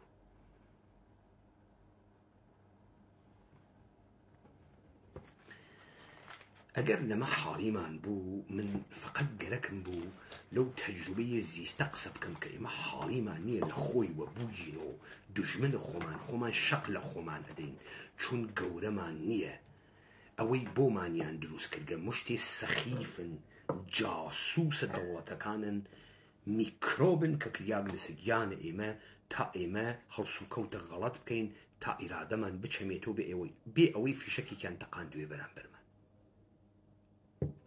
بۆ خاترێ ئەوەی دەواازەکانە شارێ بکەیتۆ جاسووس بەهەنێرە بۆیان لە پشت دەواازە ئینسان خەفتگە جاسووس شایعە دروستکە لاوە و لەشکەرەکەیان جەڕارە و بەخوا بتانگرن تەجاوزتان پێکەن و گیانتان ئەگەر تەسلیم بوون کەس کاری پێتانە و نییە و ژیانتان خۆشە و ژێ یەکێ کەنیشکێکتان پێ ئەدەن زاوزی زیاترکەن و ئەمە کاری کێس ئەمە کار دوژمنە لەبەرەوەی تۆ دەواازەکە کەیتۆ تا ئەو بێتە ژوور بۆت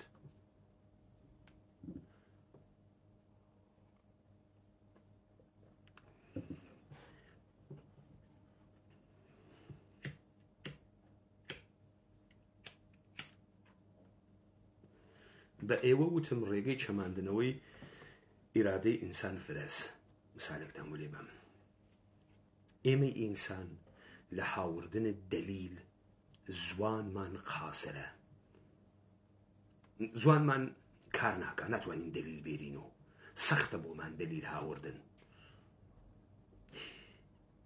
بۆیە لەسەر زەواهرە بچووک ئەوێسین هەرچی شتە بچووک و سادەی ئەکەین و لەبەرەوەی هەم خۆمان بفامین هەم خەڵکی و ئەمە ئەوێت و سەمەرەی ئەوەی کە ئێمە لەسەر سادەیی بتوانین بڕیار بدەین ئەمە یعنی چی وتم ئەمە یعنی چی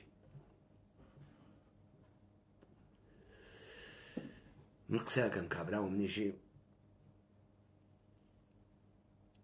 بەخوا قسەکانی جوانە ئەم فەقیرە ناتوانێت لە ڕووی کۆمەڵناسیوە لە ڕووی سیاسەتەوە لە ڕووی استراتیژیوە لە ڕووی فەلسەفەوە شرۆڤەیە کارەکەی من کابێژە کارەکەی من چەندێک گەورە بوو ناتوانێت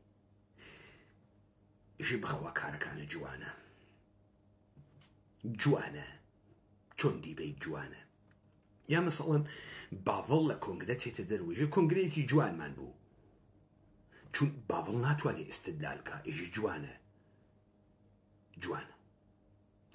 ئەمە یعنی ئێمە هەچشتە سادە و بچووکی ئەەکەینەوە مستاقە قسەکردنەکانمان چیەوە قزاوەتەکانمان چیە دەرکە سادە چون ناتوانین ئستدلال بێرین ناتوانین پیچی دەفکرکەینەوە کابرا وا تێگەیگە هەرکە عینەکی لە چاواوێ بۆین باخ بوەسێ چوار کتی و دابنێ خۆی تەسک و کات و ئارام قسە بکات و بێژێ سڵاو ئەەکەم لە خەڵکی قارەمانی کورد و میلەتی قارەمانی کورد و پێشمەرگەکان و بنەماڵەی شەهیدان و ئەم گشتە خوێنە وا داگمانە و بە قوربانتان بم و گشتتان پیاون و پەکەکە پیاوە و کۆمەڵە پیاوە و دموکرات پیاوە و بەڕاستی هەمویان بۆ خۆیان زەحمەتیان کێشاوە ئەم ئیماژە سادە نیشانەدا من ئینسانە کورد پەروەریەکم نیشانەدا من ئینسانە ژیرە سیاسیەکەم نیشان ئەدا من ڕەجولە سیاسی ئەم ئیماژە کۆمەڵەیە فاسد پەکەکەیە تابوونە دندان فاسد پارتی حیز یەکێتیە نیشتمانی و شەهیدەکانتان وا لە ڕێگای خەساندنە مەردمە کورداتان و کوشت ئەم پیاوی تووڕێکە سەوادی نییە زد کوردە پاسدارە دلیلی نییە بێرێتی چون استدلالی زەعیفە بۆ خاترەوەی بتوانێت قەزاوت بکات ئیشە دەرکێکی لە کورد بوێت دەرکێکی لە دوژمن بوێت کێ دوژمنە کێ دۆسە دوژمن چۆن تێ دۆست چۆنە ئەو دۆست بەمە ئەوێنێت جامانە وەسێتە سەری لە پانتۆڵە کوردی لە بەرەکە ئەرێ هۆ ئامین قەزا لە ماڵم حەزی پێیەکە ئەمە دۆسە. بەڵام هەر کەسی حەز نەکا ئەرێ و هۆ ئامین قەزا لە ماڵم ئەمە دژمنە. هەر بەم ڕاحەتیە. لە پشتە ئەم زەعف بەشەرە تۆ ئەتوانی دائیمەن بەشەر بخەڵەتێنی، ئێرادەی بچەمێنی تۆ. یعنی ئیستا من گەرەکم وایە ئێوە بخەڵەتێنم و گەرەکم وایە پوڵێ دەسم کەوێ لە پارتی و یەکێتی و کۆمەڵ و دموکرات دەسێ دەمە قۆپانەمە کردە بەر و عەکسە قازی محەممەدتی هەڵدریاگم لە پشتم و دائەنیا و پەرچەمە خوێڕیەکەی پارتیم دائەنیا و سەلام عەلەیکوم خەڵکی کورد و بەڕاستی میلەتی گەمژەی کوردخوا هەڵی ناگری و زۆر بەدبەختین و چیاکانمان نییە و ئای براڕۆ چەند بێدایک و باوکشین و ئەمە ئیتر خەیری تەسویرە قەشم براڕۆ کوردە زۆر کورتپەرە ئەوە بۆ مەعاشیە و خەڵکە نادەن و چیتان کرد بۆ ئەو خەڵکە و کوڕی و خەڵکتانە بۆ داوە کوشت و خەڵکە و زۆر ئینسان شعبیەکە خەڵی شعبیە خەڵی پێی گەورەیەکە. بۆ چون ئێمە مانان توانە ئستدلالمان نییە، کنێسمان ئەڕۆینە سەر ئیدراکاتە حیسی. نظام سوڵتە ئەمەی زانیگە پشت پەردەی ئەوەی کە من تەکە حەمە عەلیە ئەوێت و شەڕم 2000 فیتنە خەفتگە. حەمە عەلی باسمەکاوە خراو ژنەکەی هانەدات باسە بنە ماڵم بکات، خوشکەکەی ئەهەنێرێت، زەعفم لێ بگرێت، پارەم ئەدزێت، زەمینەکەم ئەسووتێنێت، خەڵکی لێ دنە داگم، ئەیواتە چوارچێوەیەکی تر. کاکە حەمە عەلی کەمەری بەس کە من نابوود کات. من و حەمە عەلی لە جگەیەکە گیرەوین، من مشتیم لەو ئەو مشتیا لە من، خەڵک هەر تکمانە گریژ مکە شەڕخراوە و هەنی سەگە و لاو تاویک و بەخوا شەڕخراوە. کورە کاکە بێڵە ئەم شەڕە مشتەکە بەس تەعەیونی نییە، 2000 تەعەیوناتی تر وا لە پشتیا. ئەژێ ژیانم بۆ ناکرێ، ژنم تەلاقدا، کەنیشکم کوشت، کوڕم دەربەدەر کرد، ماڵم لە دەستدا، زەمینم چوو. بوێسە کاکە بەس ئەم مشتە نیە تۆ ئەیوێنیت، ئیستەیشە بەربگری بەم مشتە سەر لە نوێ دووارە دەست پێکاتەوە. چۆن بەرە تۆ ئەگرن؟ چون ئێمە ئینسان توانە لە یەکدانەوەی چتە پیچی دەمان یاسا علم بۆ دروستەکەن. علم ئەوەسە کە تەمامە پیچیدگیهای جەهانە هەستی و قەوانین بەستەبەندی ئەکا لە فۆرموڵێکی سادە ئاداتی. کارە علم ئەوەسە لە فۆرموڵێکی سادە. بۆیە من فرە مەواقع مەجبورەوەم مثالگە لە سادە حتا ئێرۆتیک بێرم تا کاورا خاز متوەجه بوێت.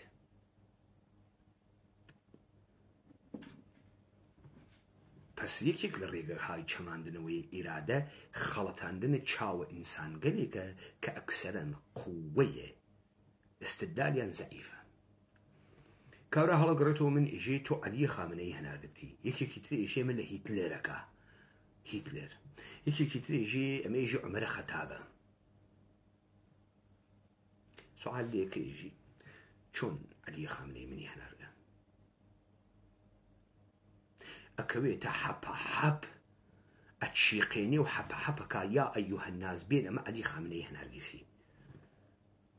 دێ ئەو نەچارە دەمە منەکە، نەچارە ئستدلالمەکە، نە عەقڵی هەست، سەخیفێکی گوێرەکە تەواوە، زۆرە خۆی لەسەر ئەوە دانیاگە کە من ئەدەیەک بخەمە پشتە ئەو کە ئەو بتوانێ ئەم گەمارو لە من بە. ئەو هەنووز نازانێ پازدار بوون لە ناو جامعە هیچ تەنەفوری دروست ناکە. جاشە دەوڵەتە عێراق بوون تەنەفور دروست ناکە. مەسعود بارزانی یەکەم جاشە دەوڵەتە عێراقە، یەکەم جاشە دەوڵەتە ئێرانە. ئەوەسە پاڵی دابەسە و هیچ مشکڵێکیشی نییە. ئەوەی کە من ڕەفیقە عەلیە خامنەئی بووم لە ناو مێشکە ئەو مردمە و عەقڵیان وەسە تۆ، من زیاتر گەورەیە کاتا بچووکم کاتەوە. گشتیژێ برا ڕۆمە دەسی ئەڕوا لای عەلیە خامنەیە، با بڕۆمە سڵاوی بووم و ڕەفیق بەڵکم شتێ دەسم کەفێ. کاورای ئەحمەق حاڵیدە، بۆیە چارە من ناکەن؟ چون ئستدلالتان زەعیفە، چون تۆ وەختی گەرەکتە ئەستدالکەی سەدان چمکی ئەخولقێنە ئیستا من گەرەکمە دەرمەوردە شەڕ قسە بکەم 2000 چمک تۆ ئیشێ بناسی خاسی خراوی دۆز دژمن ئیرادە لە پشتە هەر شتێک ئینسان خەفتگە هەدەفە ئەسڵیە شەڕ بچووکردنەوەی چەماندنەوەی ئیرادەست بزانە من خەریکم پێت ئێژم لە کوێی گەلە و ئیرادەیە تۆ ئەچەمیتەوە و تۆ تەسلیمەویت و تۆ شکستە خواردە شەڕ ئەوەنە بەربڵاوە ئەوەنە بەری بڵاوە و تۆ ئەوەنە لە جبهەگە لە جۆرا و جۆرە و لێ دریاگە خۆت نازانی کەی فەتحیان کردگی فتح کریاگی تۆ سەرزەمینە فەتح بووگی دەیان پەرچەمیان بەسەر تۆ دانیاگە خۆت خەوەرە نییە ئۆکەی تەمامە ئەوانەی وا بوون و شیقە چیقکەرە ئیسرائیل یا بوون و هەڵخەرەوەی فلستین لەژێرە ناو میلەتە ئیسلامیە درۆزنە موسڵمانەکان و پەڕۆزنە یەهودیەکان بابێن بزانین ئەمە اتفاق لە فەلەستین کەوتچی بوو ئاخرین مەرحەلەیە چەماندنەوەی ئیرادەی ئینسان تۆقاندنە یەکچت بزانن لە شەڕە تۆقاندنە لە دکتۆرینی شەڕە تۆقاندنە مەبەست سەرکەوتن نییە مەبەست ژەڵەژانە بەرامبەر دانە خەوف بەسەریا تا ئیرادەی متزەلزل بوێت غەڵەت بکات و کارە ئیفراتی بکات لە غەڵەتێک کە ئەیکا کارە ئیفراتی بکە هەدەفە لە عملیات تۆقاندن سلسلە مەراتبە یەک لە دوای یەکە ڕەتفعلە غەڵەتە توندە پەرێشانە نەسەرکەوتن چه اتفاقی کەوت کۆمەڵی فلستینی چوونە ئەو دیوە بۆ ئیسرائیل تەسویرێکیان لە تۆقاندندا ئەمە چیەکات ئەمە سەرکەوتنە فەتحیتیان نیە تۆ بێژی ئەوە دیتە نەیتوانی ئورشەلیم بگرێ و تەبیعەتەن ئیسرائیل وایژی نه هەدەفێەوە نەبوو ئیسرائیل وڵاتێکی چکۆلەس ئیدعا ئەکا بە مردمەکەی من خودای ئەم سەرزەمینەمە پەلەوەر پەڕ نادات من بە ئاسمان گۆلی ئەدەم کەس چفە ناکە لە دەریگوێی داوای ماچی لە ژنەکەی بکە من ئەزانم تهدید لە هەر کوێی دنیا بێ بەر لەوەی حرەکەت کا بە تەرەفە ئێمە من لێمانداکە ناگەهان تەسویر دەوڵەت ملەتی وا بەم جەهانە سوڵتەی هەست پەلەوەر بەڕ نادات جایژێک هاورایەکی کورد گەیوە ئەڵمان داوای پەنابەری کرد و کاورە دەوڵەتە ئەڵمان لێی پرسی بوو کاورە وتوی چەند مناڵە هەز وتوی بدا ڕۆ دەوڵەتی ئەڵمان بەم عەزەمەتە نازانێ من چەند مناڵم هەز خەڵکە وا فکرەکە ئەم هەیکەل یشکاند بۆ کێ شکاندی هەم بۆ خۆی شکاندی هەم بۆ جەهان شکاندی هەم بۆ خەڵکە ئیسرائیل شکاندی خەڵکە ئیسرائیل تۆقی بەخۆیشی سابت بۆ ئەو خەڵکە قارەمانە نییە مەگەر نایەنەوت ئیسرائیلی ورد و دەستیان شەڕەزانن مەگەر نایەنەوت ورد و دەستیان چەکیان هەست ئاگاتان لێ بوو چۆن بەسە زوانی هەڕایانە کرد و دەرەچوون ئەمە تەسویرە ئیسرائیلی بۆ خۆی شکاند خەڵکە ئیسرائیل خۆیشیان زانیان لە پەسە ئەم گشتە خۆیان فوتێ کردە بۆ هیچێ نییە ئەوانیشە ترسن تۆقاندنی دەرەنجامەکەی ببێ چی دشکردەوەیە غەڵات ئیسرائیل دەست بەجێ وتی من ئەتان دڕم من ئەتان کوژم شەلم کوێرم ناپارێزم وتی ئەو غەزە پەلامارە گەمارۆدەم بێچی گەمارۆیدی غەزە گەمارۆ دریاکە چی تی پێکەی کاورایە تهدیدە بە مەرکریاگە چوار جاریتر تهدیدی بە مەرگیەکەی کاورایە وا لە لێوارە مەرگا تهدیدی بە چیەکە بە برسێتی تەجروبە گرگە وا ناو برسێتیە تهدیدی بە کوشتنەکەی داهاچی ڕۆژە سایی مەرگواوە ملیسەریە چیتری پێەکەی دیوارە و کێشاگە و سیمە خاڵدارە دانیاگە و تانکە و دانیاگە و درۆن تێت و ئەڕوات و جەواسیس و تێخسکە و چیتر ماگە بیکەی مەگەر بۆمبێکی ئەتۆم دابگری گشتیان تەواوکەین هەرەوە ماکە واتە فشە فش ئەڕووین گەمارۆیانە دەین دێ ئەمە واکوونشە غەڵەتی بوو شەلم کوێرم لەبەرەوەی بێژی ئێشم پێنەگەی دەستی کرد بە بمبارانکردنە کەرتە قەزە تۆ لە بەرە سیاسی دۆڕیایی چونیسە ناتوانین تەسویرە ژن و مناڵە کوجیاگەکان بفرۆشی تۆ و بێژی من قوربانی بووگەم ئائیسە تۆ دەڕی و خەریکی ئەدەڕێنی و ژن و مناڵە خەڵکی کوژی لە گراوە ژن و مناڵە تۆ ژن و مناڵن لەوێوە وەزیری دفاع ئێژێ ئەمانەی کەرتە قەزە مشتی حیوانی ئینسان نەما چه اتفاقێکە کەفێ زنجیرە واکنشە یەک لە دوای یەک دروسەبێت یەک تەبعاتە سیاسی هەست دوو تەبعاتە ئابووری هەست تەبعاتە کۆمەڵایەتی هەست ئیستا ئیسرائیل ئەو مردمەی وای تیا 1 ملیۆن تەوراتیان بوو بخۆن خاخامت دنیا بێ باو ملە تەوراتە کاورای ئیسرائیلی ناتوانێت باوەڕ نەکا هەرئان منتەزرە سارۆخێ باوەق نییە ئەوەی کە 9 ڕۆژە گشتیان چوونە سەناو پەناگا لە ترسا دلیلی ئەوەسە ئیتمینانەکەی جارانیان نەماکە ئەنە جارانیش تاکوتوکێک موشەکیان هەر بووە چوو تاکوتوکێکی خەڵکەر ئەکوژیا بەڵام خەڵکەکە بە گشتی ئیتمینانی بوو کە زەربەی وا ناخوات بەڵام 7 ئۆکتۆبر بووی سابت بوو خەیلی شکەنەندەتر لەوە سەکە فکرەکە ئێستا کەوتبنەوە واکۆنش ویاڵەتە متحدەیە ئەمریکا ناوە هەواپەیمابەرە هەنێرێ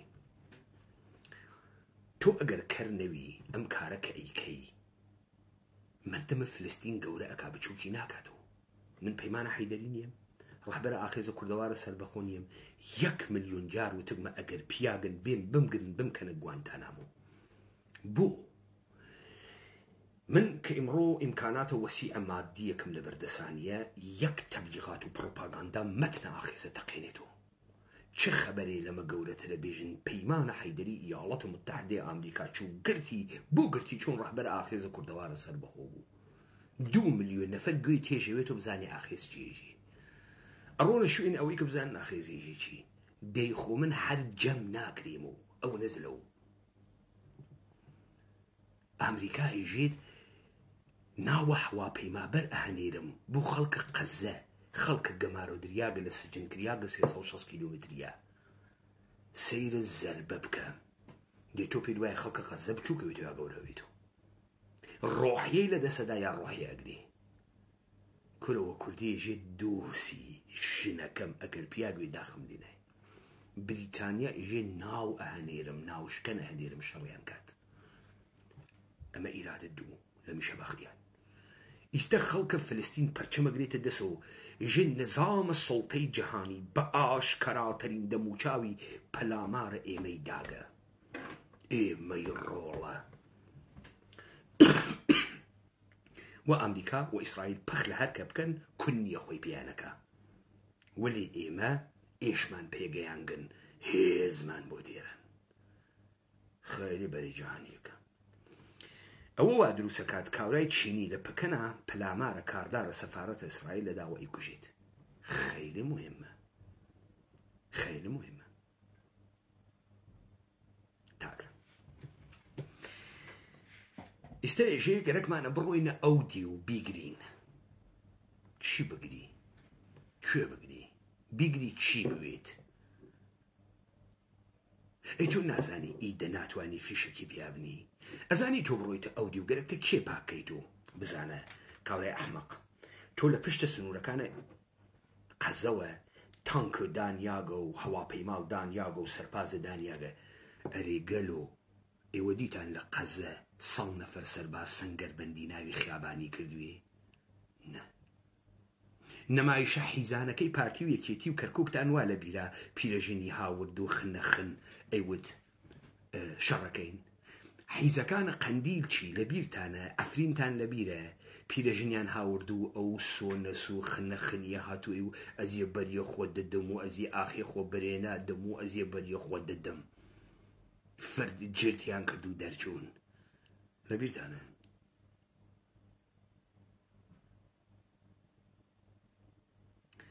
شەڕ ئەمریکا و عێراقتان لەبیرە خیابانەکانە بەغا سەنگەریان دانیا و نحن نحرب مع العيباننا شعب البطل العراقي جد نقي بطلنا وعراقينا دانش نمايش مدرولة هزاران سرباز إسرائيلي لبشت كرت قزوي سياقة توصانا في الفلسطيني ناويني السنغري لخيابانا داني هبيت بزاني وارتش إسرائيل توقيني تكيكيا ترفة شبح تكيكيا ترفة لشكر الجنوة لجير زميتي تدر ديخو هل ليستو بوشكم ماي بيبي إسرائيليا كان بستيجانا نازين تكيكيا شركة بالك جو بايدن ديوك وزنة آن خلطيني اجي او بياغنين بين درو جدا قالت بيت درو ديتو بياغو بروديو استا زربي قوريك وشياغا هيمني نظام السلطة شكياغا بهما تشيز كرياغا كان الدنيا يكل دواي يك اترازين زانيا نظام السلطة زربة بزيرة إسرائيل كان توقياغا خلقكي توقياغا يك لدوايك اشتباه كان وقريك يعني استا لبري سياسي دوريان لبري بروباغندا دوريان حراس وخوف فسريان وزالوغا اما هش نوروجا قريك يعني برونا اوديو ونارونا اوديو استا اوان قريك يعني ورقك خلقرين وزان اشتباهيان كرت استقرك يعني الرقي بروباغندا وهيز عسكري ودريش بيكردن إرادة فلسطينية كان بتشمنو فلسطينية كان وادار باشتباه بكن تا أم دقيقة فلسطينية كان سركوتكن لو هدفيك بويان توقاندن أواني جلجاندقة إرادة يعني جلجاندقة بري جهاني ليان كرقصو دو كرتو وأمانة بويا نشيتي بروا دي آخذ كردوار سربخو أمي بو إيوه خويندو إيما مردمي كين واقرك معنا قدرة خومان لدس أمقشتا بعضي قرد دربيرين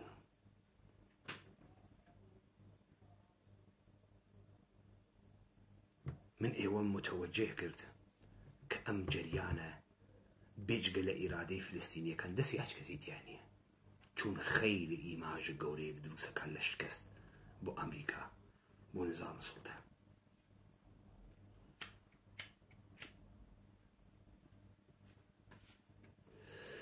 نشمود إسرائيل نابو دويت وتم أكتوبر دوائي جهان وارد فازيكي ترمي خويندنوي إما دروسة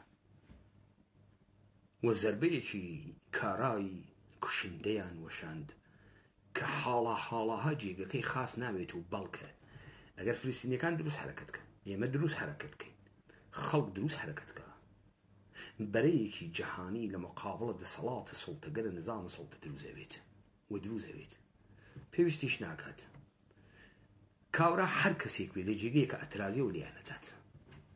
اترازي ولياندات بليان بوناكات هاي استمن تسويركم لقزة دا يمي كرد اشي داوشين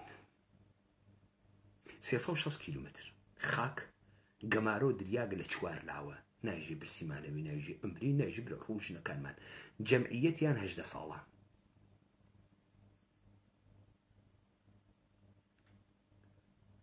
ازدواجه كان منال دوزه كان تاب بمينينو استراتيجي شر يا منال دوز كدنا توجي استراتيجي شر چيه قمبانو كيتو ساون اللوكسي ليبي سيليكوني تيبكي لبروي حزيبي كي قشنغ من الدنيا بشكم نظام السلطة الدفاع عن ليبكا أويم قصانا بوتو تيري مجدو سرودي وكرامتي لتو صندقة أويم قصانا بوتو تيري سيخور الدجمنة أويم قصانا بوتو تيري نفوذية دجمنة وتمام شركري وسرودي لناو تواكوشتقة بي أوي يكفي شق بتقين ورد ودسمان تسليم بوين ورد و درسمان دەستمان بکەسە سەرەوە ورد و درسمان قبولەکەین ئەوان ئەربابن ئێمە مشتی خوێڕی بەچکە ڕعیەتین وا ئەگەر ئەوان ئیجازە بدەن نەفەس ئەکێشین و زاوزێ بکەین بۆیان تا خوێڕیەکان دنیا زیاو بکەن کەم نەکەن حدمان چییە بیر لە ئاینە گەورە و بیر لە سەروەری و بیر لە سەپاندنە خۆ بە ئەم دنیا و بیر لە زلزانی نەخوا بکەین حدمان چییە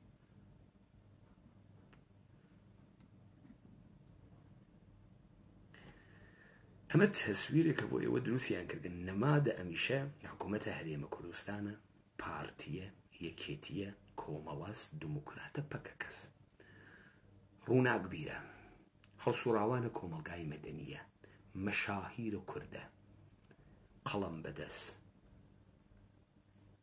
نووسەرە ورد و درس ئەو حیزانەی قەڵەم لێ ئەدەن ئەم تەحلیلێن بۆتانم کرد بۆتانی ناکە هەڵە خەنەوە بە دیارە ئیسرائیلە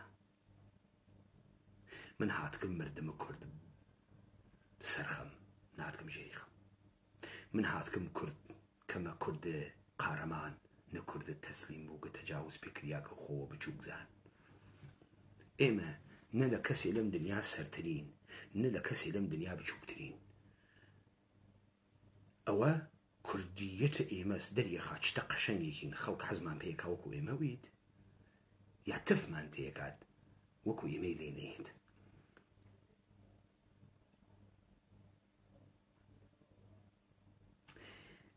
کارە من نابودیە دوژمن چەماندنەوەی ئێرادەی دوژمن ڕێک و ڕاستکردنە زەهنیەتە ئێوە و دروستکردنە ئینسانە گەورەی کوردیە هاوکات دانە ئیماژ و بەدیلە ئینسان سەروەرە تا تۆ قیاسە بوێت تا تۆ خوێندنەوەت بوێت وەختی گەیە پای مێزە مذاکرە یاڵەتە متحدەی ئەمریکا سازمانە فتح لە جریانە تەرۆریستی دەرتێرێت یاسر عەرەفات بە یۆنیفۆرمەکەیوە ئەواتە ناوە کۆشکە سفید و کەمپ دەیویت وەختی زۆرە بوو ئەزانی بۆ یاسر عەرەفاتیان برد لەبەرەوەی تەنیا مەرجع فلستین کە ئەیتوانی پایانە شەڕ و دەرگیری دروستکە یاسر عەرەفات بوو تۆ تا بەیانی هەیکەلی بوو دروستکە مادام یاسر عەرەفات نفوزی هەست تۆ دەمە یاسر عەرەفات نەوێنی شتێ بەناوە سڵح و ئاشتی ناوێنیت ئەوەی لەم سەرزەمینە گەرێکی قاچ خاتە زەمینەوە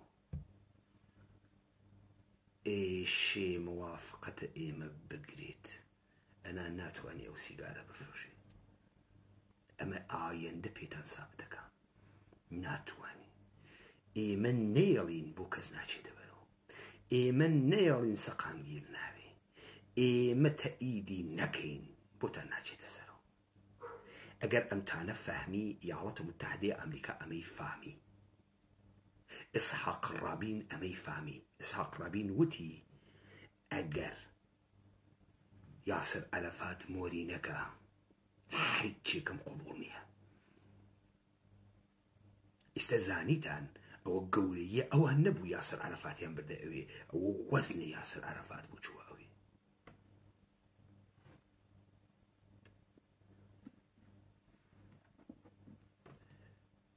ئەم جریانێک شتی هەسە مردمانێک لە ناو فلستینا مەوجودن بە هیچ شێوەیەک شوناسێک کە بۆیان تعریف کریا بەس و قبوڵی ناکەن ئەمە یعنی چی یعنی ئەو جۆرەی کە باسە ناسیۆنالیزمم کرد بۆ ئێوە ناسیۆنالیزم سێ قۆناغی هەست ئیمڕۆ لە ئێرانە کە زاتی نێبێژێ ناسیۆنالیستە نەک لە ئێرانە لە جەهانە کە زاتی نێبێژێتی مەگە خەڵکن هاوشقام ئەنا سیاسەتمەدارەکان لە پشت برژەوەندی گشتی و منافعی ملی و گەورەترکردنەوەی خۆ و ئالەم فشانە قسایەکەن ئەما گشتی فاشیستی و ناسیۆنالیستیە بزانە تۆ بڕێک بەناو ڕۆشن فکرە یوتوپیاییە ملەتیت هەست کە خیاڵە خەڵکەکە ئەم خیاڵە دەوڵەت ئەیوات و ئەی خاتە ناو زانکۆکان ئەوێ تۆ زانست دەوڵەتی ام زانست الدولتيه ادريت ناو نهاد كان الدولة نهاد كان الدولة تبديلي اكن بآيين الدولتي. اما يعني شي من بروجي اول هاتم كولي دي بيتم كل جيرنا وبروجي ايران الشيك بروجي مترجمان ناسيوناليزم برساخته عدم التبيين بون ايران. اما يعني شي يعني ايران بلوي دروسي بكن يك نفر لم سرزمين بناو ايراني تخيلي نكردقه كواتا تو بخاطري وي دولة مودرن دروسكي يك نفرنية ايراني تخيل كرديوتا بيجي ايدك موجودة استيو دولتي بوغا هات كم ايديه قرتقه بالقيس شكل دانشقاي بيداقه نه هنوز دولتك موجود نية ايدكيش سودتي نقرتقه شواهد ما ديش لزوينية لبريكاجن انقلاب مشروطة كريا بتقليد له انقلاب فرنسا ببخشة بتقليد له حكومة قانون ويكلمية مستشار الدولة بناو حكومة قانون بدون هبون بورجوازي خاونة شرخ توليد هزبي همشي زنا وشاركان نية تقليد الانقلاب 1905 هذا دانشقاي تارانا بو تأسيسكن نهاد قل مختلف حكومتي بو داعنين خلقي بو كوشدن دانش حكومتي دروزكن وتصور ملة متمدن أكن وكو ملة القوادة متمدنة تركيا بيكرية تمدنية ملات لبيكرية تركيا بيكرية تمدن جديد إيراني لبيكرية بدن ملته أمش بروش روكات بدان تاريخ الجعل بدان يك تاريخ بيوستي متداوم لحكومة إيرانيات يك ملة التبيعي أمش بروش تركيا قوادي شواكا آغاز ملة التبيعي بون تركيا لتيتي للسلطان قواد حما قواد فاتح النبوكتي حيج حما قوادي كي فاتح موجود نوغل تاريخه خاص قريا وقيانتان آغايان إخواني قريا حمي فاتح زماني دروس أكن لهزار وهش صوصي وشوارع كاحتياجا بملة التبيعية تركز هزار وسيصو وشوارع آغاز دانانة هيكل بوغن اشتيك بناو عثماني أقل ويستو يجي ولاو فلان كز أفني وبيرو تيتو دماغ سزي وبيرو تيتو لهزار وهش صوصي وشوارع روند تاريخ جعل وتو إجيت بو أولين بار عثماني بي بملة أوات عثماني قال كسي سيتيزن وشاروان دروسكات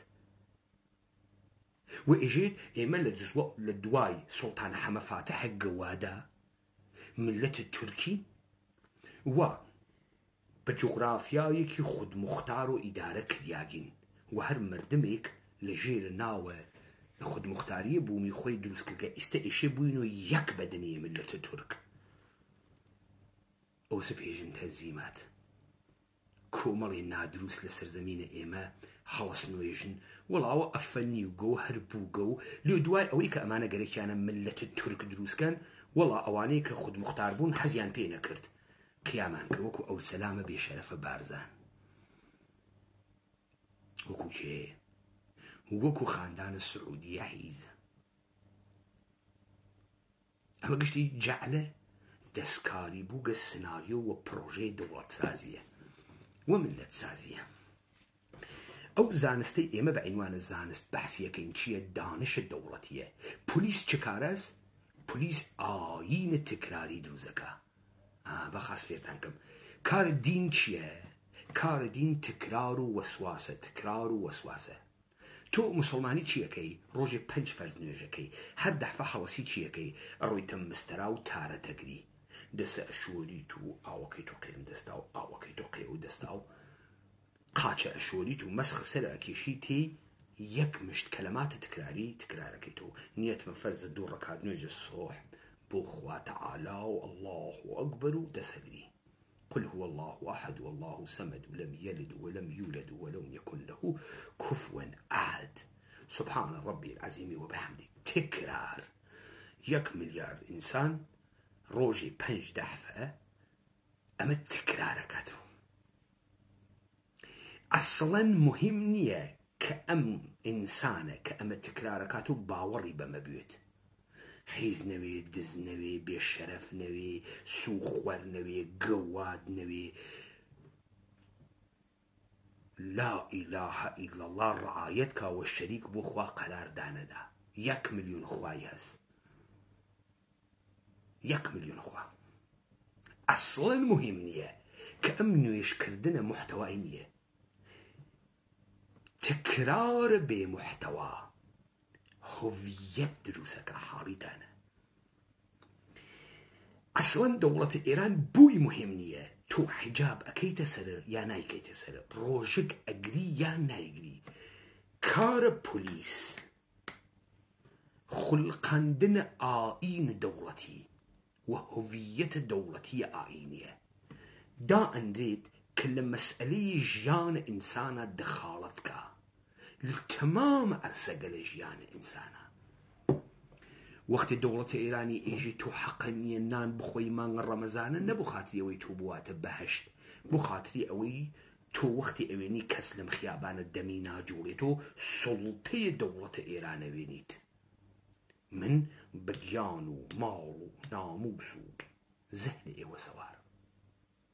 ئەسە مهم نیە تۆ ڕۆژەگە گرتگە یا نەگرتگە، دەستگا ناخەنە ناوە میعدە بزانن خواردەکتە بۆت نییە لە خیابانە دەم بجوڵێنی. ئەسە مهم نییە کە تۆ دائیمەن مەسی نەشئەی یا خەریکە حبحبێنەی، ئەوە مهمە. من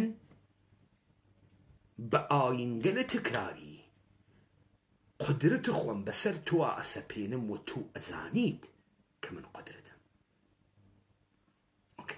هۆڤیەتە کراواتی کوت شەرواڵی بە لەهجەی فارسی و مەدرەکە تەحسیلی هۆڤیەتە لایفستایلە ئەمریکاییە ئێرانە 2500 ساڵە بوو.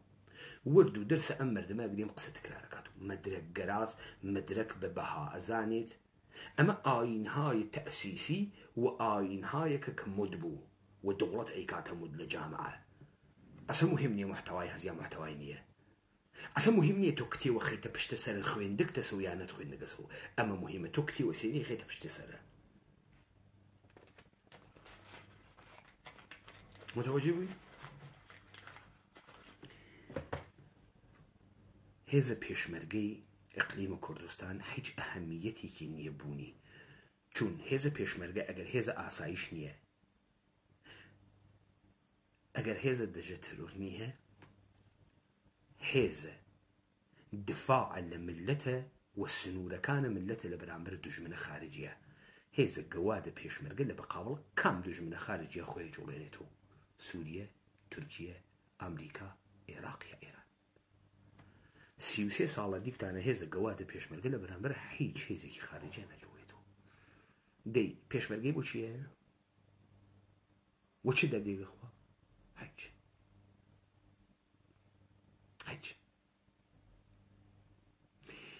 کامە هێز بە دەردێ خوا؟ هێزە کۆنتڕۆڵە داخڵی. هێزە کۆنتڕۆڵە داخڵی چی ئەکات؟ ئاینە دەوڵەتی دروستەکە. ئاسایش هێزە کۆماندۆ دژە تەرۆر.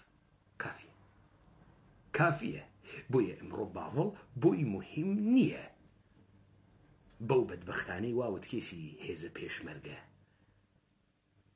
و مەعاشی داگە پێیان هەن یان نیەن، هەن یان نیەن.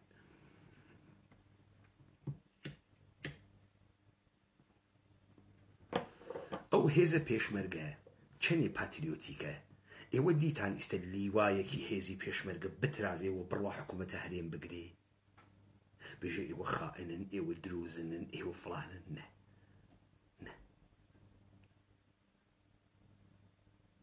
نەتەندی. بۆیە من وتم ئەمانەیان دانیاگە بۆ کۆنتڕۆڵکردنە خەڵکی و دروستکردنە خەڵکی. بۆ هێزە پێشمەرگە تێژێ من 1000 دینار نییە لە گیرفانما، ئەو تەواوە کاربووتە هێزە پێشمەرگەس. ئەمە قەرارە تۆ بپارێزی لە بەقاوڵە دوژمنە، خۆی بەدەسە دوژمنێک بەناو فەقر ئەژنۆی شکیاگە.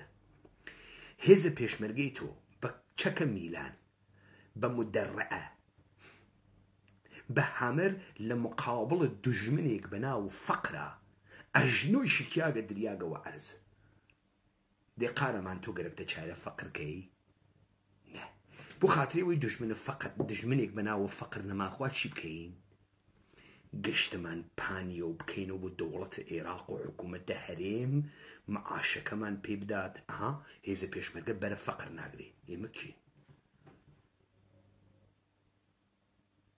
کاکە متەوەجێهەوی کاورا چۆن استراتێژی بۆ تۆ داهەنێت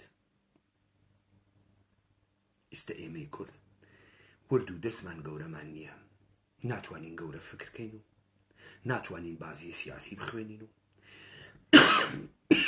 ناتوانین جەهان بازیە سیاسی بدەین ناتوانین لە خۆمانە مەردمێکی گەورە دروستکەین بۆی قەوارەمان بچووکە فرە بچووکە فرە بچووکە